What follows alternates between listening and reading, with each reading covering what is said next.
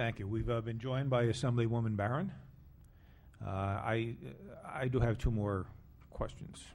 Steve, I want to do a follow-up to Mr. Kavanaugh's, the dialogue the two of you had about jobs. I hope you aren't suggesting that we should be allowing people to manufacture and sell products that are toxic to the public because it creates a job.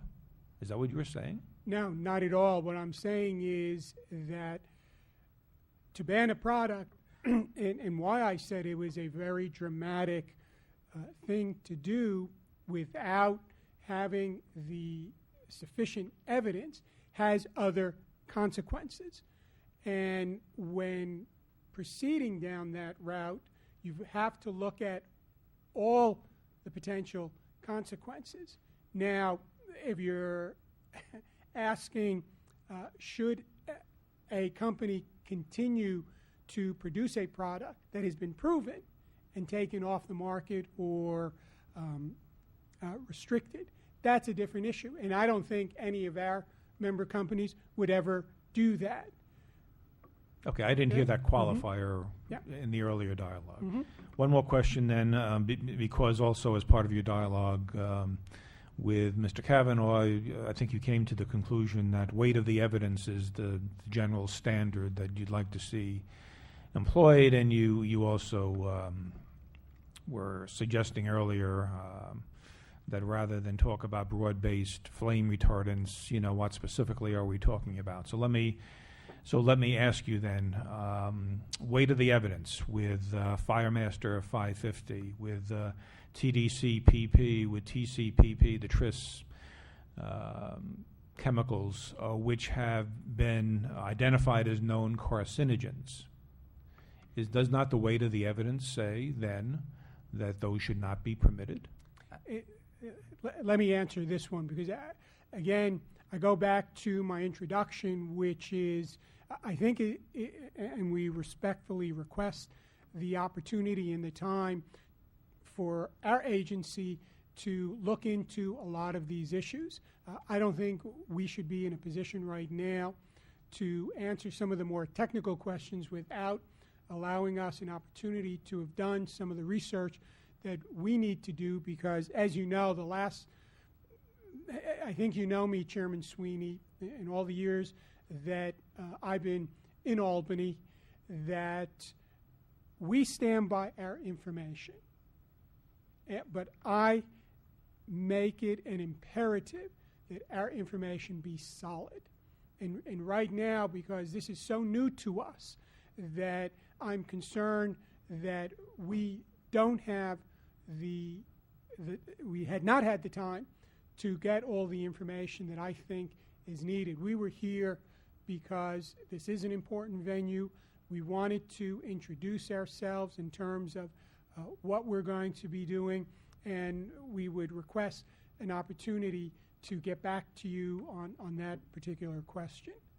Sure. When you feel, keeping in mind what the question is there, weight of the evidence, and when you feel that you're satisfied in your own minds, I'd certainly would like your reaction. We banned the one form of tris in New York, but the problem and the reason why we put forward the legislation we do is, we banned lead, and so now they use cadmium, which is probably even more problematic than lead is. We ban one form of tris, but you change the formula a little bit. Now there's other forms of tris that are just as problematic, but going through this one by one is just not a reasonable way to approach this issue anymore. And so I would like you to consider not only the specific, with regard to the specific chemicals I mentioned, but the overall big picture. You indicated that you are open to and a proponent of a change in the way things are regulated. So those are the things that I'd like you to keep in mind when you get back to us, that we're no longer satisfied with going through this one chemical or one element or one substance at a time, because it's just too easy to change the formula and keep something on the market that is a real health problem, number one. And number two, because we think the weight of the evidence with regard to the specific flame retardants that I just mentioned is there in favor of banning them. Thank you. We appreciate that opportunity, and we we will follow up. But if I could just mention one other thing, and it's kind of a follow-up to what I said earlier.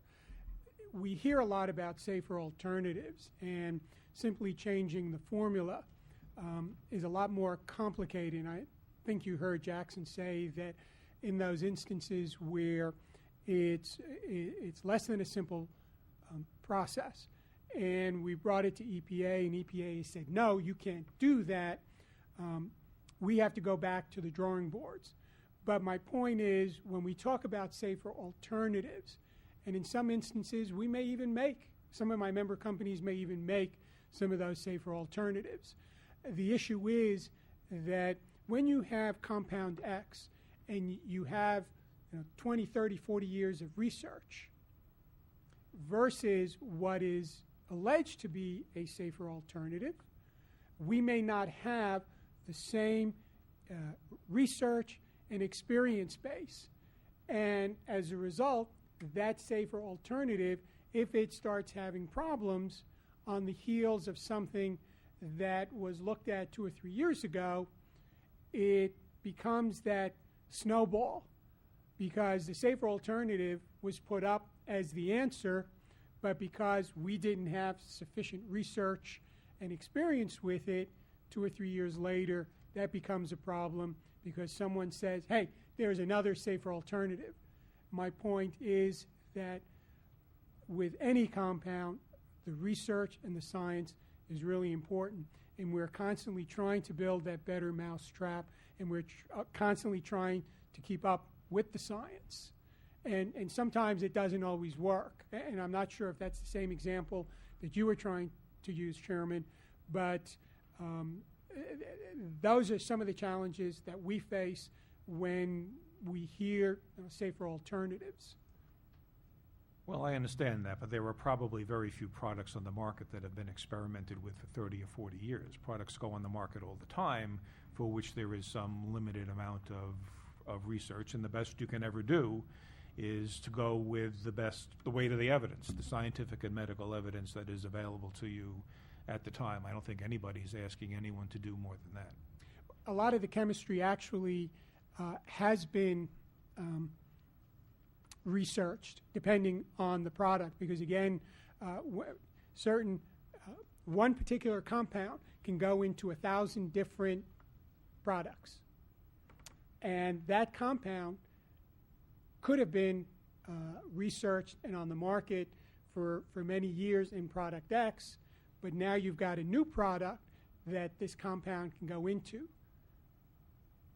That's the marvel of chemistry and innovation, and why we play such an important role in our economy, because of that innovation. And you change the molecules and it can go into a new product. But the science behind the original use of the compound and all the research that has since followed could be as much as 30, 40 years. I understand. Okay. Ms. Barron. Yes, just following that line of information that you've given, it's been many years, decades, since I took chemistry in high school.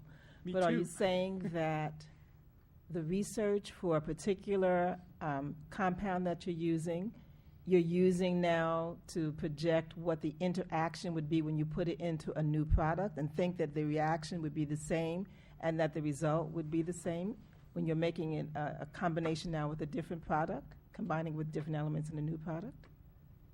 You're basing the 30 and 40 years of its interaction in a particular product, taking it now and putting it in product B. You think that you can rely on that information to say that it's still continuing to be safe?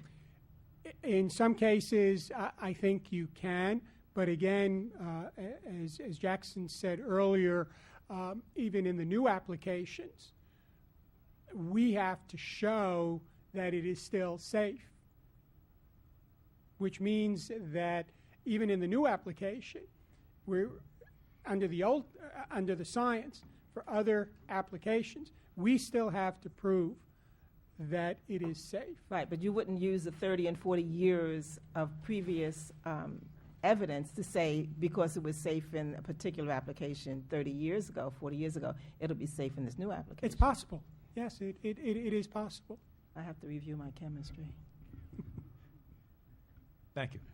Thank you very much. We appreciate it.